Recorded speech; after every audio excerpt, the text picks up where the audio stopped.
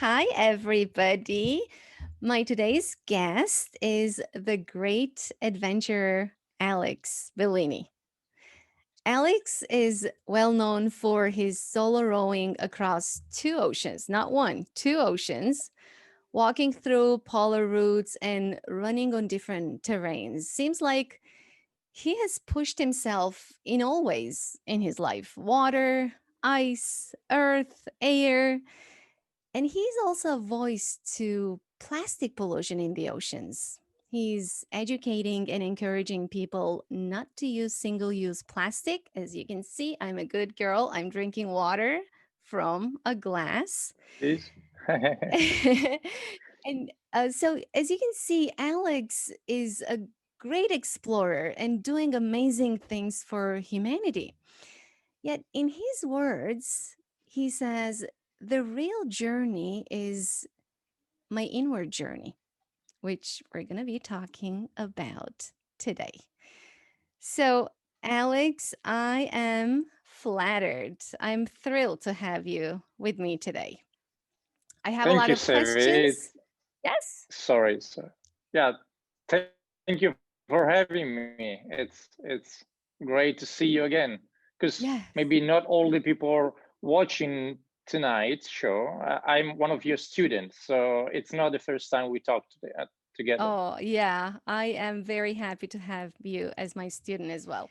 Well, with Great. that said, I have a lot of questions for you. So just bear with me. I'm here to answer. Are you I'm ready? here to answer to all. Yeah, I'm ready. Yeah, of course. I Woohoo! did a little bit of warm up. You I did did a a lot. little warm up. Yeah, I think this is jumping going to be. jacks. You know. This actually is going to be probably tougher, more difficult than what you have done until now, getting across the oceans. No problem. No problem. So, um, first, Alex, rowing across the Atlantic Ocean and then the Pacific Ocean is not really for the faint-hearted. So, correct me if I'm wrong. No engine, no sails, just a pair of oars and a boat. What were you thinking at that time, Alex? Okay, I just want Yeah, to yeah. dig into you, you Bear with know? me. Yeah. Yeah. So you plucked up So your. yeah.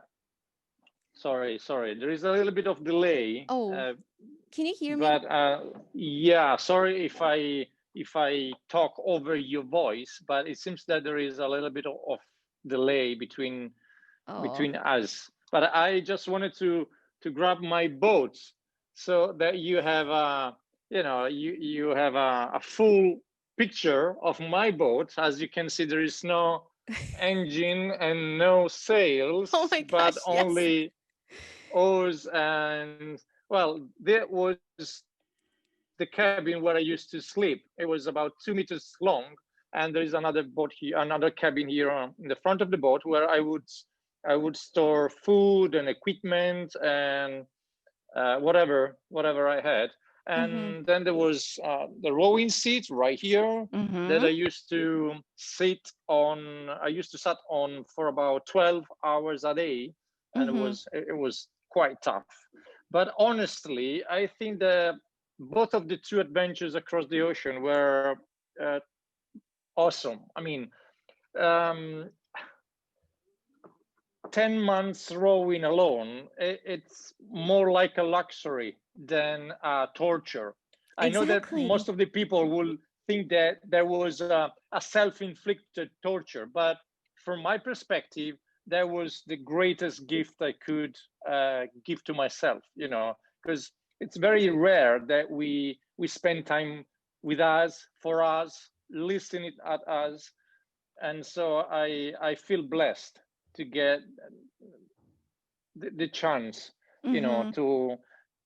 to embark on such a big adventures. That, as you have said in the presentation, every single adventure I have undertaken, but I will always also in the future, is accompanied by one of the. It's even more rewarding as an adventure than other, but it's journey that is something incredible, and it can teach you so many things about you that you cannot count all the reason why you could, you know, Mm-hmm. row across an ocean. So yeah. Because Although it's not it's a week, quite tough, I Alex. have to be honest with you. It's It's not a not week, like but months, it's this almost is a great. year.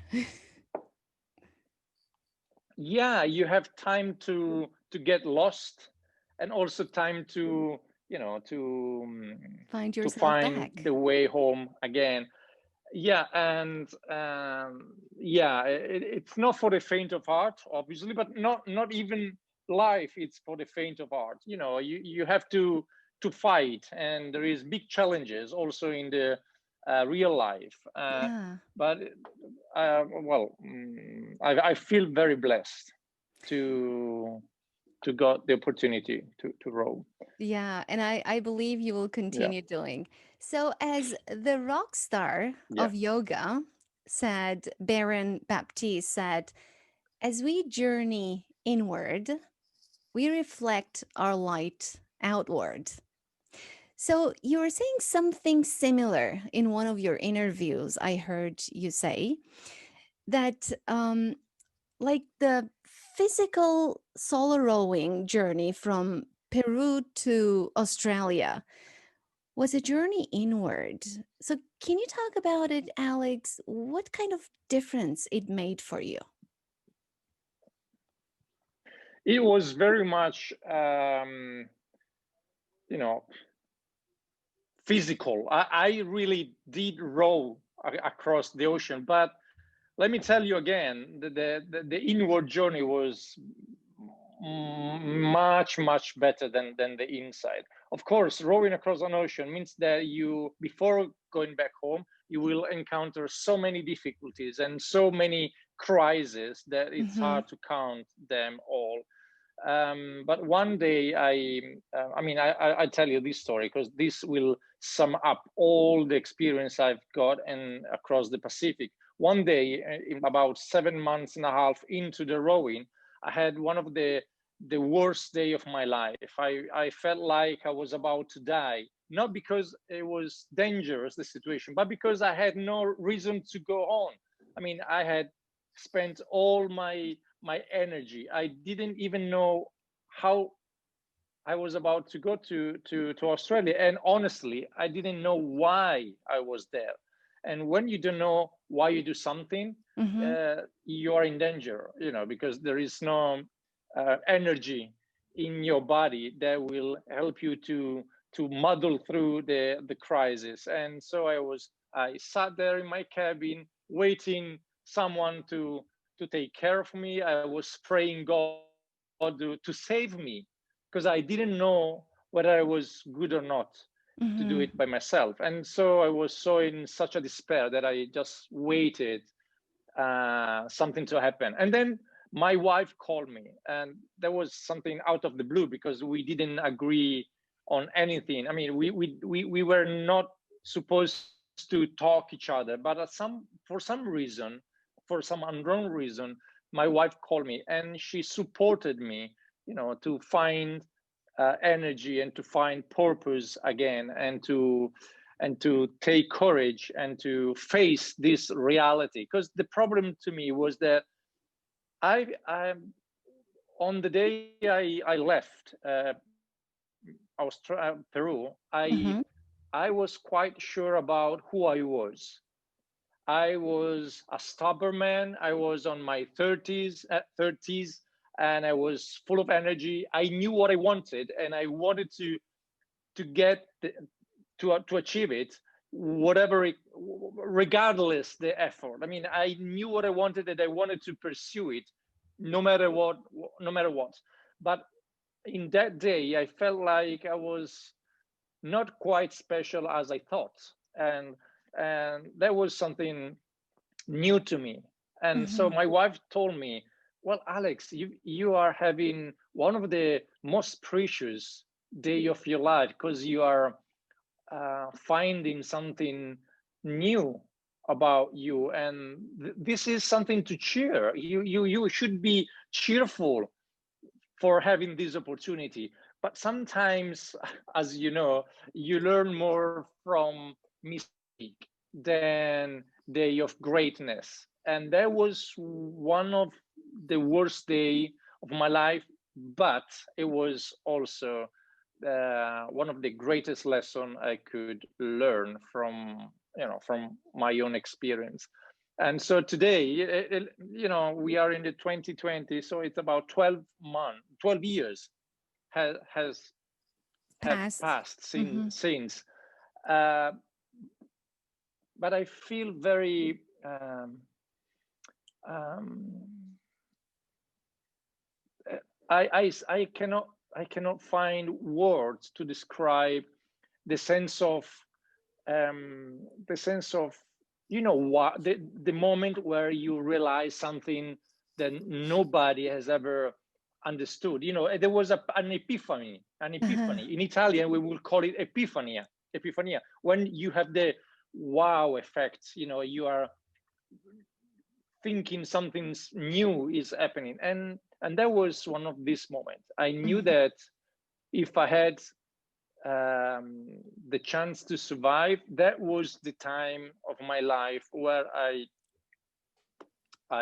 would become wiser, and yeah, as a wiser man.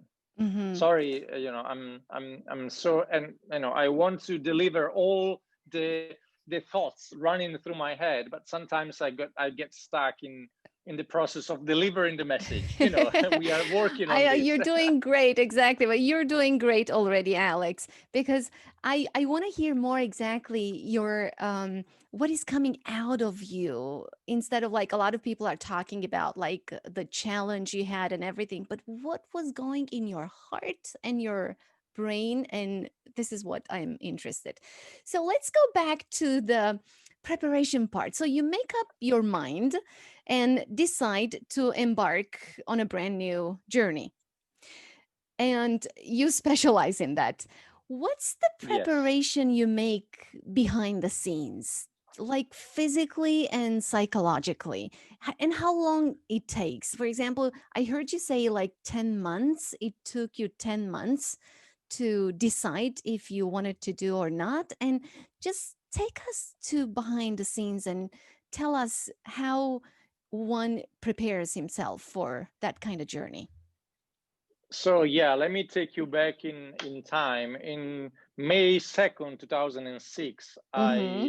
I landed in Fortaleza in Brazil after rowing across the Atlantic. That journey took me about 7 months and a half. And since the very second I touched land after 7 months rowing, I said, okay, no more rowing.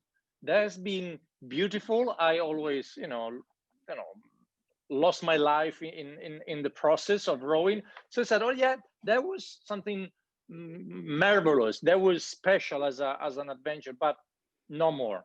I'm Mm-hmm. not fit for rowing. I come from the mountains, so let's come back to to my hometown and do whatever, something else.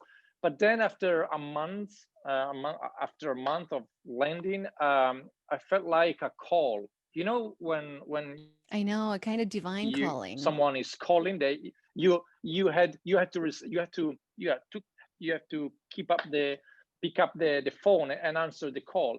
And that was the feeling. The ocean was calling me again. Oh, wow. But there was an obstacle between me and the ocean. I mean, not an obstacle, but I committed to live a life with my wife. We fall in In your love, comfort and zone. on the seventh, yeah, kind of. So in July 7, 2007, a year later of Mm-hmm. the rowing in Brazil, we got married. We got married, and I said, okay, no more rowing, no more stupid things. I want to live my life next to you. I want to raise a family. I want to have kids. And so you start thinking what an average man would do in my Because you're shoes. not used It to. would Yeah, exactly. A man would stay next to to his wife, raising children, find a good job, and that lasts about 10 days.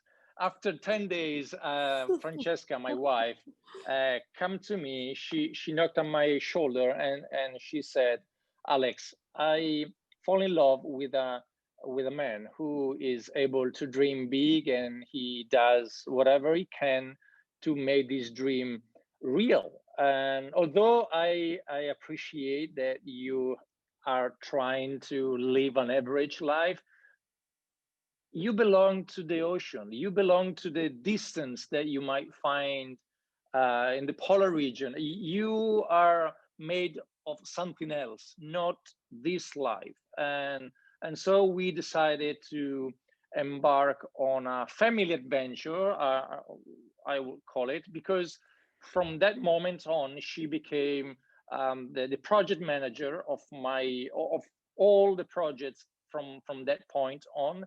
And so a year later, Mm-hmm. I set off from Peru, and I start rowing across the Pacific. So to make the answer short, I there was I mean, I feel like I am split in two. On the one side there is the average man, the how you will call Just it, laid back a little bit, yeah, layback, yeah, easy, and a couch the potato. how the couch potato, yeah. I had the words on the tip of my tongue. Song. But on the other side, I feel like Ulysses. There is Uh-huh. something within me that is pushing me towards solitude, cold, darkness, and remote regions. I can't help it, but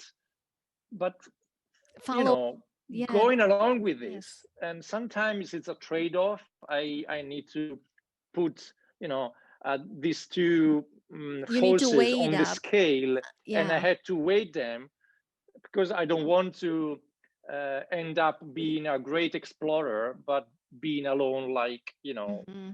like an old tree in the middle of the taiga. But I want to be surrounded with kids, families, friends, and so on. But I cannot resist. I cannot stop from dreaming and loving remote regions, because I Mm-hmm. know that there is something to learn Yeah. on this path. And so, how long did I prepare myself? Well, about a year after I got married, we started working full time on this new expedition. Mm-hmm. Uh, I've got across the Atlantic, a great opportunity to gather some good knowledge, about rowing. And so that was shorter compared to the preparation that I had to go through Mm-hmm. for my first attempt. That took me about 2 years, because I Mm-hmm. was a novice. I was a totally novice. I didn't know how to handle the oars. I didn't even know how to read a map. That was, something as far as the moon from the sun. So it was two different planets. But Mm-hmm. honestly, I didn't care. I didn't care whether I had to gather knowledge. I That was something that I would do it anyway. You So just I followed was your ready calling, to, maybe. yeah. So I was ready to do whatever it takes to get to the other side of the ocean. That was something Mm-hmm. so powerful that it's hard to think about something that I wanted Mm-hmm. as hard as this, as Yeah, much one hard as thing this. is Yeah. really powerful. And it's great. And you're so lucky that your wife decided to team up with you because we don't see this happening in the couple. So they usually drift apart. But you have such an amazing wife who is supporting you in all ways. And now two Yeah. Then daughters. So and you two are daughters. such Yeah, a my lucky man. family. Yeah, lucky amongst girls, and I'm definitely very. I'm the lucky one. And let me tell you that my family is my superpower. So one day, about a couple of years ago, someone came to me asking, "Well, you look definitely as an hero. You are an hero. So, as you know, every hero has his own superpower. Yeah. Tell me, what is your superpower?" So I started looking around me, trying to see if I had Your something wings. special, my wings, my magic wand, my shield. And so I said, no, I don't think I have anything special. Then I said, oh, wait a second. Maybe my superpower is my family, Yeah. because it gives me the extra power, the extra strength that I need to, to um, to come back home. Because sometimes it's not a matter of getting over an obstacle, but finding the way home. And this is probably, Hmm. One of the probably things like you're the yeah, really the one of the lucky. mm, yeah. Hmm. Sorry. And and Alex, I heard you talk on TEDx, and I was so lucky to be present in one of your TEDx talks in Como. But the one you were talking in London, right, in England. So you were talking about the importance of focusing not on the results, but on the journey. So you were talking about the fact that a lot of people are missing the fact that when you focus on the result and the result seems really far sometimes, and then we tend to get off the course, we get easily discouraged. So take me on a journey through your mind, and let's go back to that day when you decided to stop rowing when you were like very, very close to Sydney. It was like 60 miles or something, which means Yes, driving correct. from Long Beach to Beverly Hills and back. And it Yes. seems that, like, the reason you stopped was it seemed like you were already accomplished what you wanted to accomplish, what you were looking for. And that journey was testing your limits. And you seem to have done that. Let's talk about it. Like, tell us about it.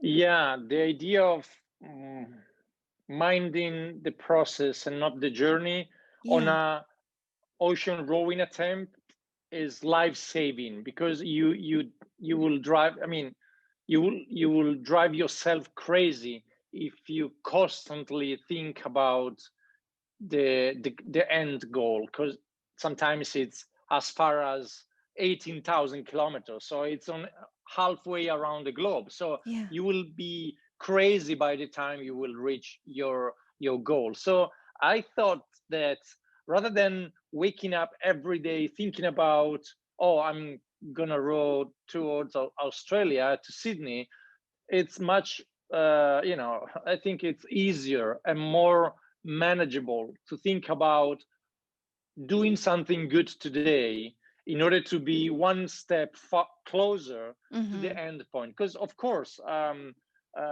you know it's okay having a dream, it's okay having a dream goal, but what really is necessary is having a process that might take you closer and closer. And so I decided to shift my focus from Australia to 30 miles. So every day I woke up on this little rowing boat, focusing on that journey, on that day, because on average I would row 30 miles a day, and that was enough, because Mm-hmm. I had to do a very good day. And who cares about what will happen tomorrow or in a month time? Yeah. Because Be in the this is present. under being a present, because this is beyond my control. I cannot control what will happen in 1 month or in 2 months. So let me just focus on doing something good today. I had to, a very strict agenda, a very strict schedule. I would wake up at 5, having breakfast by 7, and at 7:30 I would start rowing. rowing for 12, 13, 14 hours. Oh, That wow. was the main goal. Being sat on that rowing seat as much as I can in order to make progress. And then after 10 months rowing, I had to face the reality. And the reality was, do you want to push yourself even further with the risk of losing your life, or you want to find um, the lesson learned so far. And Mm-hmm. it might be hard to understand, but I rode 10 months, okay, and the more I rode across the ocean, I started to feel that reaching Australia was not supposed. I mean, I was not to be. Sorry, I'm start using No, words totally, like exactly. like, and Maybe it was reaching meaningless. Like, Australia, yeah, reaching Australia would never made myself better. I would never, I wouldn't become a better person reaching exactly. Australia. What was making myself a better person was being there, learning, how to cope with the reality and doing something good despite the hardship. That was Exactly. something that I felt very proud, because I was about, I shifted my mind, and now I can tell you that, um, of course, for some people, I mean, for the most of the people I know, especially back then in 2008, not reaching Sydney by rowing, there was uh, perceived as a failure, as a mistake, as an error, as a yeah, For the one who as a is failure. focusing on the results, yes. Yeah, for those To stick observing to, me, yes. for those outside. But I never felt like failing. I decided to stop. That Hmm. was not failing. I decided to stop. That That was was, the right, yes, that I decision. made a decision because I put on a scale the pros and cons, Yeah. and I didn't fail. I make a decision to Because you're live. very intelligent, exactly. Because you already accomplished what you were looking for. Because you were saying Yeah, in, I can't remember whether it was in the book because I'm just mixing up the things now because I read your last book, Il yeah. Viaggio Più Bello, with my poor Italian. Yeah, did a great success. I Thanks. loved it. I just couldn't take it off. It is so Mm, gripping, and I suggest to pleased to know. everybody, and I hope you're going to get it translated in English as well, so my English friends can Hopefully. read it. So you were saying that the water that you were surrounded with wasn't water Yeah, anymore. It was the road separating you from the man you were to the person you wanted to become. correct. What Yeah, it, I yeah, because um, I'm a great fan of water sports, but I not know, as including much as. rafting, right? Yeah, exactly. Yeah, exactly. But um, rowing per se was meaningless to me. I had the strong feeling that that journey was something important to me, but beyond the idea of rowing an ocean. Hmm. I got I you. could have stayed on the tip of a mountain or in a cave. That would have been the same. I wanted to to to to go through this journey because I had the feeling that there was something in the middle of the ocean that I could learn, that I could, yeah, that I could learn, and that Hmm. was And it was that just was it. like in the form of rowing, but there was this Yes. message you were seeking to get. And we Yeah. are running out of time, but I have a lot of questions for you. My last question is about the Viaggio Più Bello. Yeah. You're talking about letting go of things that are no longer serving us to welcome new opportunities. I see many people, including myself, struggling, resisting letting go of things that are no longer in service for us. And so how can we do that? How can we just pluck up the courage and change something in our lives by letting go of that thing and not, to hold on that thing, whatever that is no longer working for us. Yeah, you used the right word, the magic word, that is courage. Because sometimes we think that um, resisting the temptation to let go is it takes courage. So Hmm. to be courage, you need to do to be a hero, and a hero n- never quit. The Yeah. hero on our modern society is someone who go through the hell that will keep walking, No matter what. in the middle of the fire, in whatever. The hero sometimes is someone who can stop and ponder and think about the opportunity ahead and the obstacles that is preventing us to go to reach the opportunity. So I think that human performance or human journey can be perceived, can be can be lived by as much by holding on, so Hmm. resisting, as much as letting go. And sometimes we had to be wise to understand that what we have been doing up to this moment will no longer serve us to get to the future, and Because there and, is a and big I think that wall that we can't see the other side of the wall. So this is why probably we're not letting go of the things we have because we don't see the opportunity. I think that this is part of the problem, and the other part is that whatever we do regularly become part of our identity. So Mhm.